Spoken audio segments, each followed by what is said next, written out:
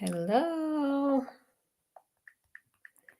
It's day 7, y'all. It's day 7. It's day 7. I think I got me a little system going here. Welcome, welcome, welcome. How y'all healing? We trying to get this camera together. We trying to get all the things situated for the people. I am going to give folks a little second to come in. And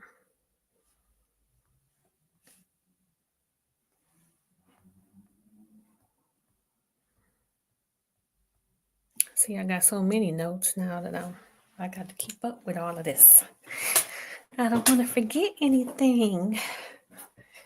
Come on in. I'm still figuring out this music thing, y'all. So we're going to see how that goes. If I can have some music in the background. I don't know if that would be distracting or not. But welcome to day 7 of my mental wellness for entrepreneurship quick shifts, I'm calling it. It's the series Real Talk, mindset moves that keep you thriving and shifting. Y'all ready? Let's go. Let's go. Let's go. Let me see what I got going on over here on IG. Okay. Got some people plugging in. If y'all know of any Black-owned lip gloss people, send them my way because I do have some TLB, but now that we can't go to you know where, the red circle, I'm gonna have to figure out, probably just have to order it online. Maybe that's what I'll have to do. Can y'all hear me okay? Y'all got y'all pens and papers? Y'all ready to get into it?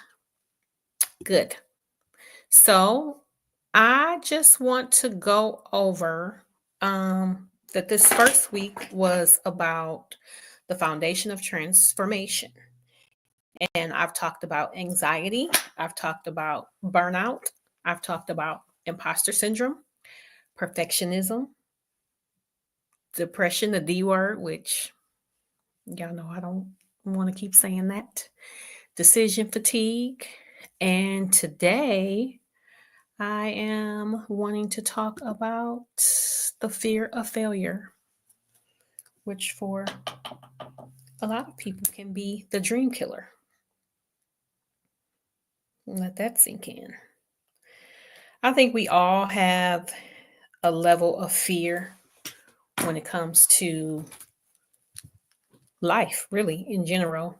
Business, obviously, entrepreneurship for sure. And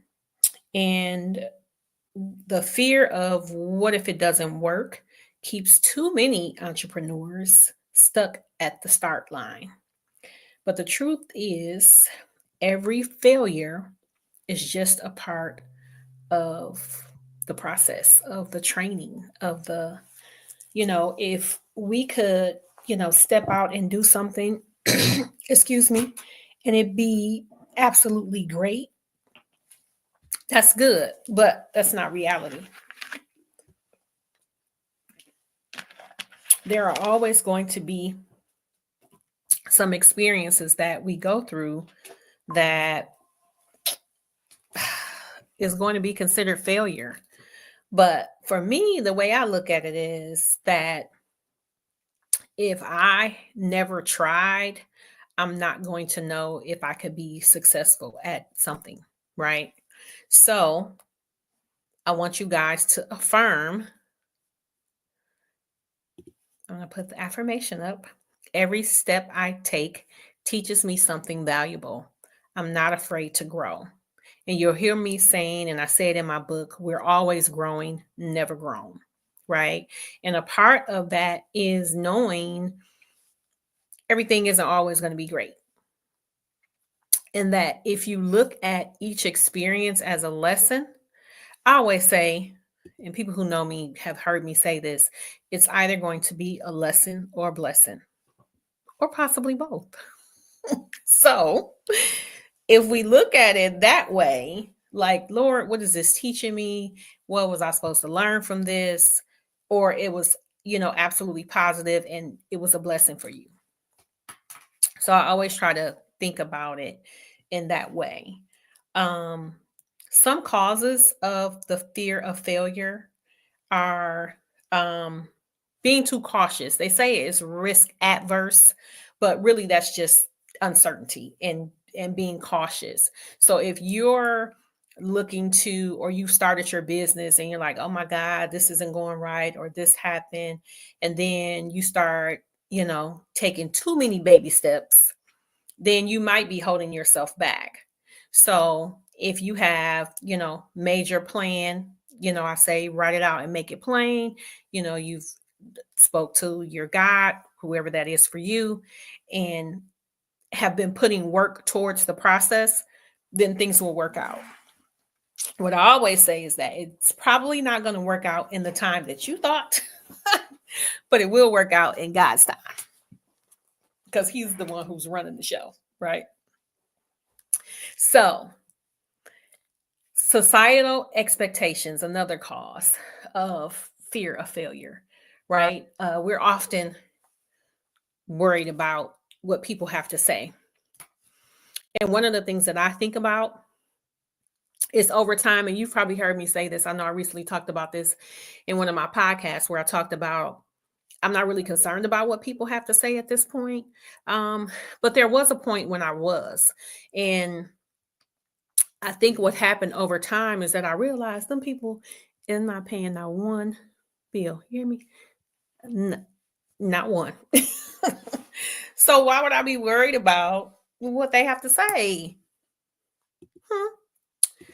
Yeah. So I try to, yes, thank you. I try to consider that whenever I am, making decisions or doing things that are related to the business, that sometimes, what society expects and what we need to be doing for ourselves is going to look different. And, I think it's important for me to say along with that, and I feel like we've talked about this before as well, like this social media thing has really gotten out of hand. So you really do have to do your research. You really do have to, ask some additional questions, really kind of keep up and track. Like if it's somebody you're like, oh my God, I like this person, they have good information. You still always want to be going back and checking and verifying the information that you're receiving. And that's even for me as well.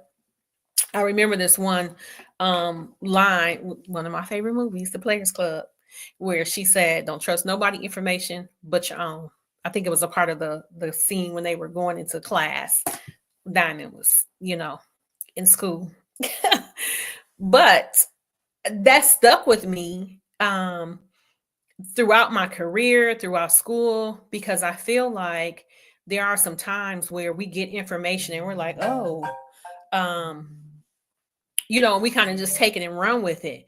We've seen that the online where, they'll say somebody passed away, or, something happened, or there was a fight, or whatever the situation is. So we have to be mindful of things that society are talking about that aren't necessarily relevant to whatever it is we might have going on. And the expectation of we have to be like something or somebody else, because no, we got to be like ourselves. God made each of us individually. So we each have our own role, our own task that we should be working on and doing. And we can't be worrying about societal expectations. And then another cause of fear of failure is self-imposed pressure. And I know for sure that we all do that. And I guess I know that you guys can see that really a lot of the things that I'm sharing are a lot personal experiences I've had with working with clients, with peers and things of that nature. Obviously, we're not going to say names and things like that, but self-imposed pressure is probably one of the biggest causes of fear of failure, because we can set up disbeliefs in our own mind and then go down that rabbit hole, and then we down 12 holes and don't even know how we got there in the first place. So you definitely want to not allow your own thoughts to kind of drag you through not doing what you know you need to do to be successful. So I'm going to give you some ways to reframe um, this idea of the fear of failure. So the first one is to see failure as feedback and that it's not final. So again, like I said, a lesson or a blessing. Like, we got to take these experiences that we have and be able to sit with ourselves. Get to sit with self. And then you have to think about, what can I do better? Do an analysis, the pros and the cons. Hey, I was trying to, get this contract and I didn't get the contract. What happened? Why did that happen? Um, Focus on learning, not just outcomes. One thing that I'm always encouraging anybody that works with me, follows me, to always invest in yourself, whether that's a training, whether that's a certification. A lot of information is provided free. YouTube University, just like I'm providing this information right here, is free, valuable information. So it's one search away. And again, still, when you're doing that search, you still want to do some follow-up research to make sure that you're getting the correct information. So you got to be willing to put in that extra step and a little extra work to make sure that you're getting good, valuable information. And not be afraid to invest in yourself. So when we talk about focus on learning, not just on outcomes, you want to make sure that, if there's a class that you signed up to take, that you're present for the class, that you're prepared for the class, that you take notes in the class, that you commingle with some of your peers that are also in the class, because they may have some information or some experiences that you may not, right? So we're always learning, always growing, never growing. Remember that. Remind yourself of past wins, proof that you can rise again.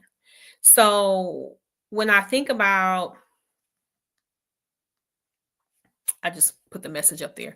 Remind yourself of past wins and proof you can rise again. So I think sometimes we can easily get caught up in, oh my God, this didn't work out. I didn't get that deal, didn't get that contract, didn't get that client, whatever the case may be. And then you find yourself down in the dumps. But you also have to remind yourself, hey, I do have, 4 other clients, or I did get 2 other contracts, right? So not losing sight of the positive experiences that you have on the journey. I have often said, I'm always thankful because I'm sitting in some prayers, right? Like, there are some things that I have going on now that I prayed about. So we have to be always thankful, always grateful of what we have going on, and not miss that because we're so busy trying to catch the next thing that we miss out on what we already prayed for. Yes. Y'all know I'm a big crybaby. Yes, yes, yes. So we got those points. See failure as feedback, not final. Focus on learning, not just outcomes. And remind yourself of past wins, proof you can rise again.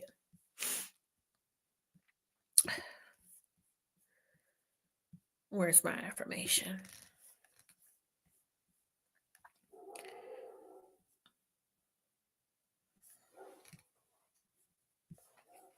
Okay. You hear the dogs barking? Okay. Let's see. Oh, I was not expecting that. Hold on.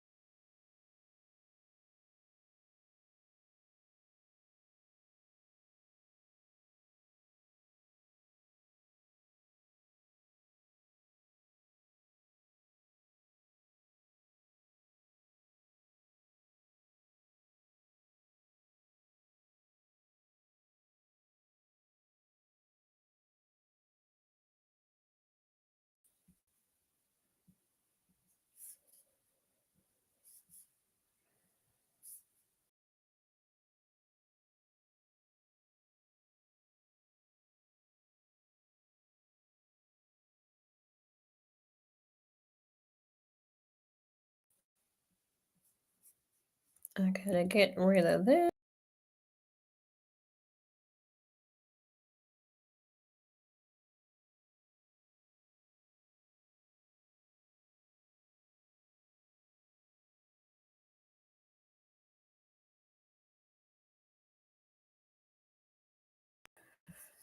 I got a little miscombobulated there. Okay. So we got our affirmation up. Excuse me, I don't know where that came from, but let me get back here. Okay, so our affirmation: every step I take teaches me something valuable. I'm not afraid to grow. Remember that affirmation for this message of the fear of the dream killer. Ways to reframe, I just went over. Um, to see failure as feedback, not final. Focus on learning, not just outcomes. Remind yourself of past wins, proof you can rise again. And no, failure isn't the opposite of success, it's a part of it. Failure is not the opposite of success, it's a part of it. So I guess my point is we have to keep in mind that you will fail in business. Like, it's just a part of the process. And I think as long as you continue to keep pressing forward, and making sure you have the consistent plan, things will typically work out. Failure isn't the opposite of success, it is part of it. My second message that I'll go over quickly that I had for the sake of time is about letting go without losing yourself. And I think that there's 3 points that I want to make for this. Where's my message? Um,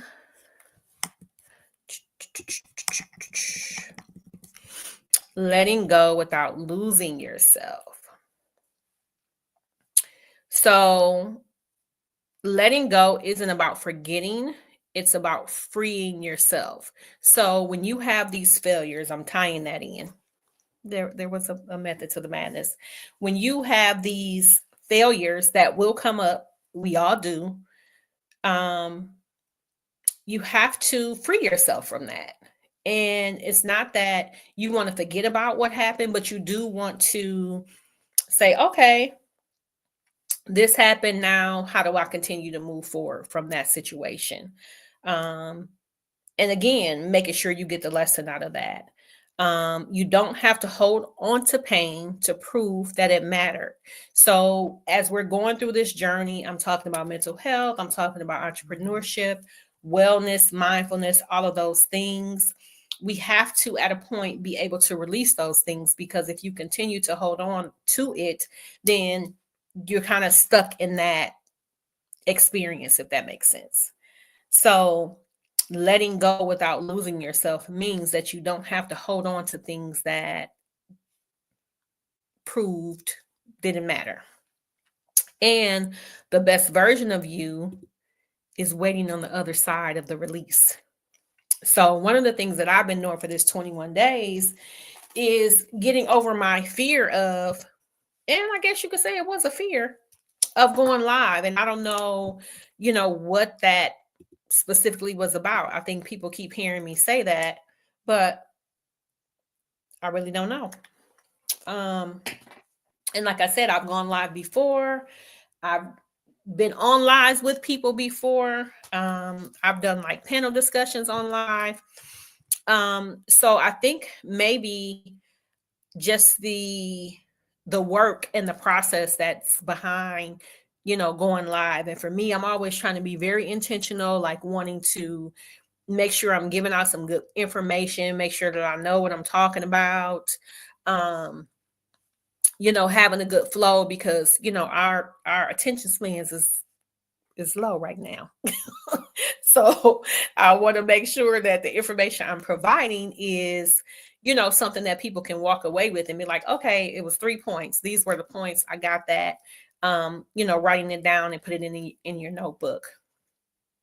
So the next 7 days I'll be going over empowerment and taking action. These small shifts create big changes. You have to protect your peace and protect your power. It is your day, your power, your shift. And I'm going to see you guys tomorrow. I also want to make sure that everybody, let me just go over this one message one more time about what we've done so far. Because this week, for the 7 days, the first 7 days of my going live, the message was about the foundation of transformation. And I talked about anxiety on day 1. On day 2, I talked about burnout. Day 3, I talked about imposter syndrome. Day 4, perfectionism. Day 5, depression, the big D. Day 6, decision fatigue. And then today I went over the fear of failure. Now, as we move over into the next 7 days, the direction is going to go to empowerment and how to take action as you continue on this journey of your mental wellness and entrepreneurship. Questions, anybody? I didn't see any in the last message. Okay. All right, guys. Day 7. Let me give myself a hand, honey. Remember, the shift is happening now.